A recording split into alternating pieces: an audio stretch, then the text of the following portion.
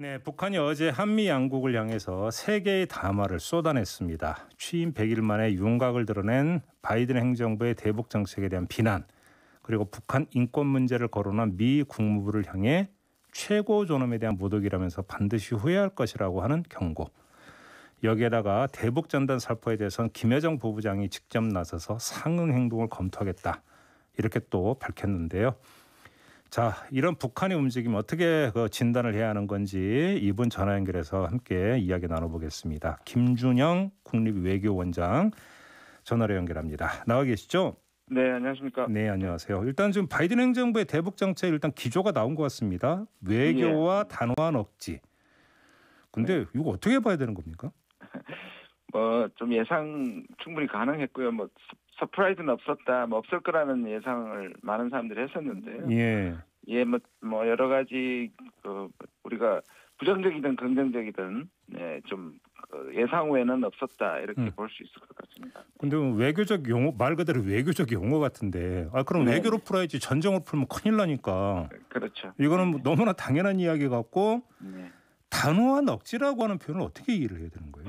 네, 일각에서는 이게 이제 민주당 정부 오바마와 트럼프 사이다 이렇게 얘기를 하지 않습니까? 왜냐하면 오바마 때는 전략적 인내, 지금 말씀하신 것처럼 단호한 억지를 통해서 북한이 양보할 때까지는 미국은 움직이지 않겠다는 게 전략적 인내였고, 트럼프 때는 일단 만나서 뭔가를 빅딜을 해보자고 만났다는 겁니다. 그래서 조건부나 말씀하신 것처럼 단호한 억지가 조금 흔들렸다라고 판단하면 그 사이에 양면 중간적인 행태를 취하겠다는 거니까.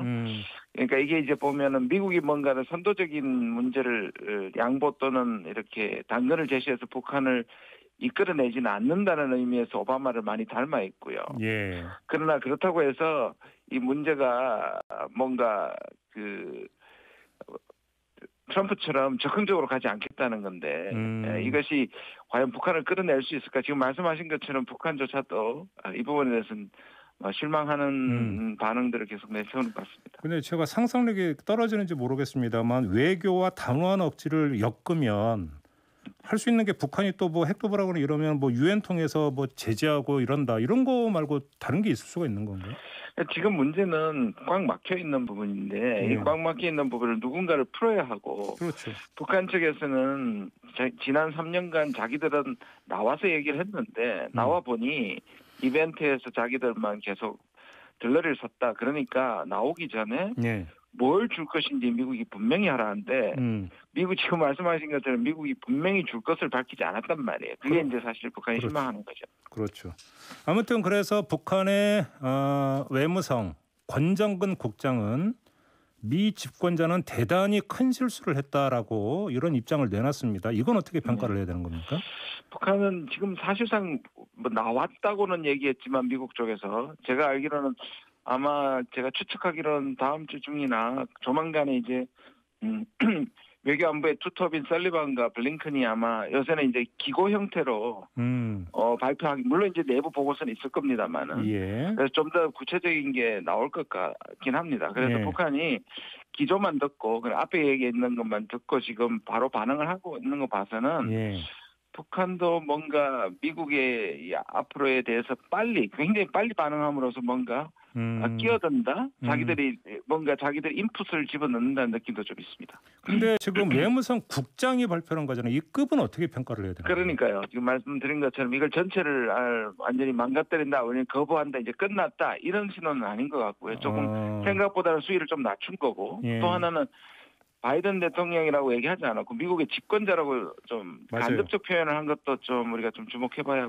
될 부분입니다. 그러면 결국 원투 스트레이트가 아니라 그냥 잽 이 정도로 그렇죠. 아직까지 여지가 있다면 변해라 라는 정도로 볼 수 있을 것 같습니다. 알겠습니다. 조금 전에 이제 그 원장님 말씀하신 설리번 미 백악관 국가안보 보좌관이 어떤 말을 했냐면, 실용적 조치에 노력할 준비가 돼 있다고 했는데, 실용이라는 표현을 여러 번 썼더라고요. 이거 뭘 뜻하는 거라고 이해를 해야 되는 겁니까? 기본적으로 자기들은 실용주의자라는 강한 믿음이 있고 그게 옳다고 봅니다. 지금 팀이. 그래서 이란에 대해서도 그 실용주의가 통했다고 생각하고 북한에 대해서도 뭔가 명분 싸움이나 이런 것보다는 그다음에 뭐 포괄적으로 한 방에 해결하는 것보다는 좀 예. 차근차근 하겠다는 건데, 예. 근데 여전히 이제 그 실용의 출발점이나 그 실용의 내용에 대해서는 이제 사실 없다는 것이 좀 아쉬운 부분이죠. 그 정리를 하면 이제 바이든 행정부가 출범하고 대북 정책에 대한 재검토가 쭉 이루어져 왔기 때문에 재검토가 끝나기 전까지는 뭔가 입장을 내놓을 수가 없었고 그래서 북한도 지켜봐 왔고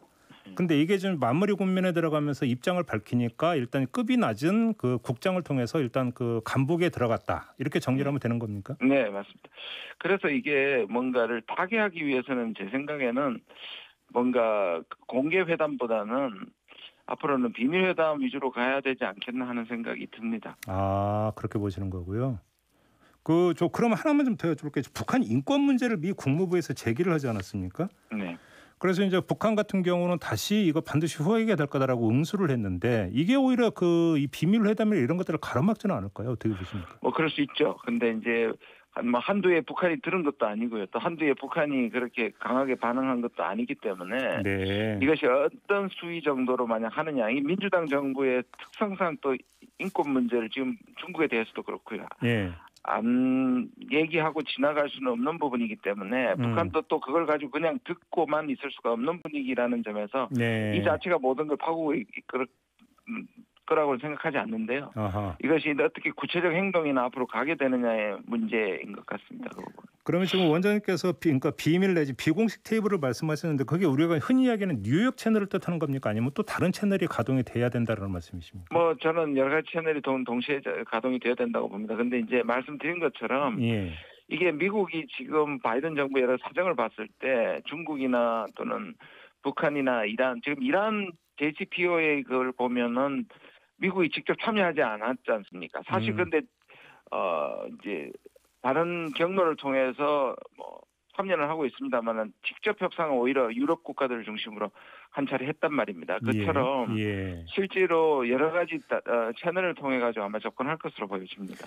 그 지난 2월인가 바이든 행정부 출범한 직후에 북한에 대화를 제의했는데 북한이 거절했다라는 그때 보도가 있지 않았습니까? 예. 이렇게 놓고 본다면 비공식 테이블에 북한이 나올 가능성은 그렇게 높지 않다고도 볼 수 있는 거 아닌가요? 네, 그렇죠. 그게 쉽지 않아 보이긴 합니다. 근데 우리가 지금 접촉을 시도한 거하고 대화를 시도한 거, 협상을 시도한 건 좀 다르게 봐야 되는데요. 아. 채널이 여러 개 순간에 연락을 하고 대화하자는 수준이었던 걸로 압니다. 근데 북한 아까 말씀드린 것처럼 뭔가 구체적으로 미국이 정말로 협상할 것을 들고 와서 그것을 비공개로 제안했을 때 그런 정도의 수준은 아니었던 걸로 생각합니다. 아, 미국 같은 경우는 이제 멤버 교체했으니까 안면을 좀 트어주내자 이 차원이었다. 네, 만나자, 뭔가 대화하자 이 정도 수준이었던 것 같습니다. 예, 그러면 바로 이 비공식 내지 비밀 어떤 그 대화에서 우리 정부 역할도 상당히 중요한 거 아닙니까?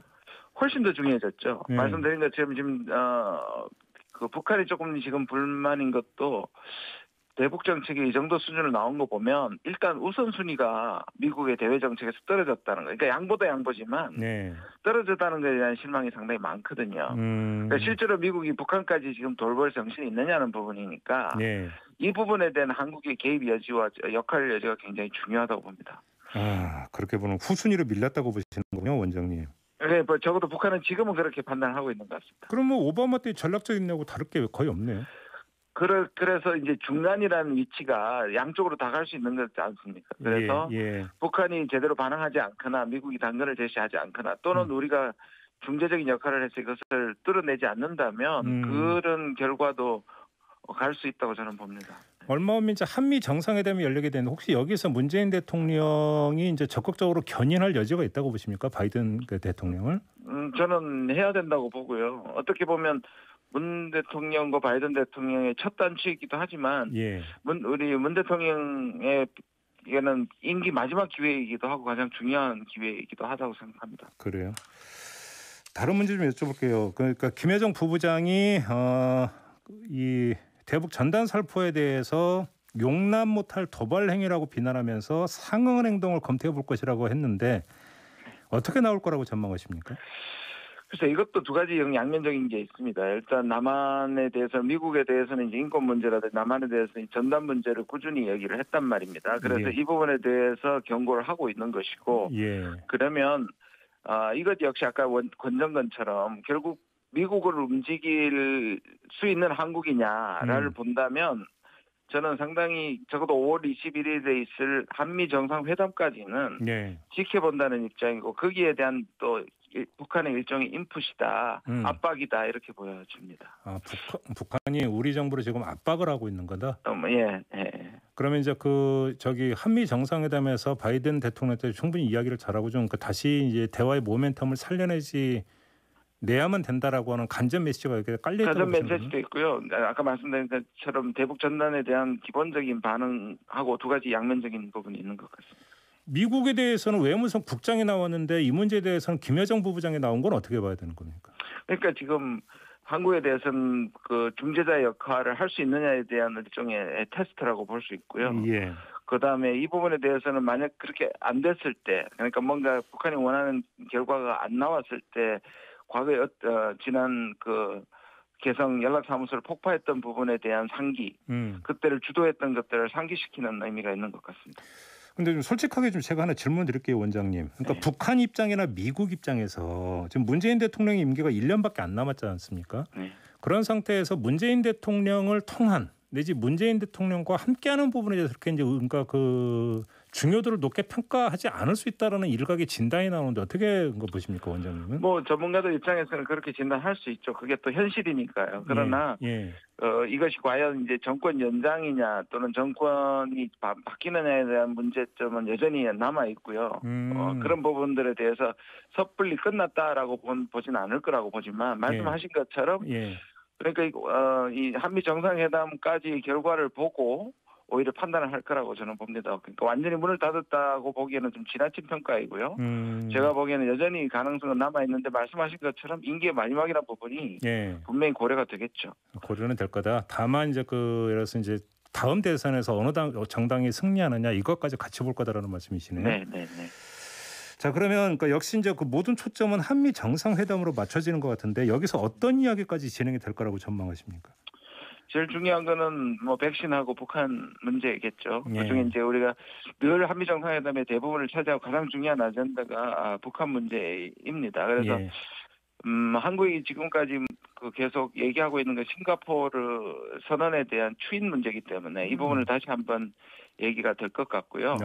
그다음에 그것이 만약에 이번에는 발표가 안 됐습니다만은 대북 정책의 리뷰에 그게 포함이 된다면, 그게 포함이 돼서 나온다면 그때 얘기할 필요가 없는 것이고, 그 다음에는 한국의 중재자 역할, 우리가 미국의 한미가 신뢰하면서 우리가 중재자 역할하는 부분에 대해서 강하게 요구할 수 있는 부분이 있다고 생각합니다. 백신 문제는 좀 어떻게 뭔가 좀 성과가 있을 거라고 전망하십니까? 뭐 수급 문제가 상당히 해결은 지금 대비가 되고 있는데요. 저는 그 부분도 잘 얘기가 될 거라고 생각합니다. 마지막으로 바이든 대통령이 문재인 대통령에서 미국이 좋아 중국이 좋아 이렇게 물어볼 가능성은 어떻게 보십니까? 그럴 가능성 별로 없다고 생각합니다. 네. 그런 얘기는 별로 안 꺼낼 거다? 예. 그래요? 아니 근데 우리 국내 언론은 지금 계속 여기서 입장 정리해야 된다고 계속 몰아가고 있지 않습니까? 그게 스스로 우리 입장을 힘들게 하는 거라서 저는 좀 바람직하지 않다고 보는데요. 미국조차도 이게 대타적 선택이나 신냉전으로 안 간다 그랬고 굉장히 복합적 관계다. 그리고 2+2 왔을 때 블링컨하고 지금 얘기했던 부분이 한국 중국 관계도 복합적인 걸 안다, 이해한다. 이렇게 얘기했는데 우리 스스로가 지금 이거를 신냉전적인 프레임에 자꾸 집어넣는 것 같습니다. 미국은 가만히 있는데 왜 국내 언론이 난리냐 이런 말씀이시네요, 정말요.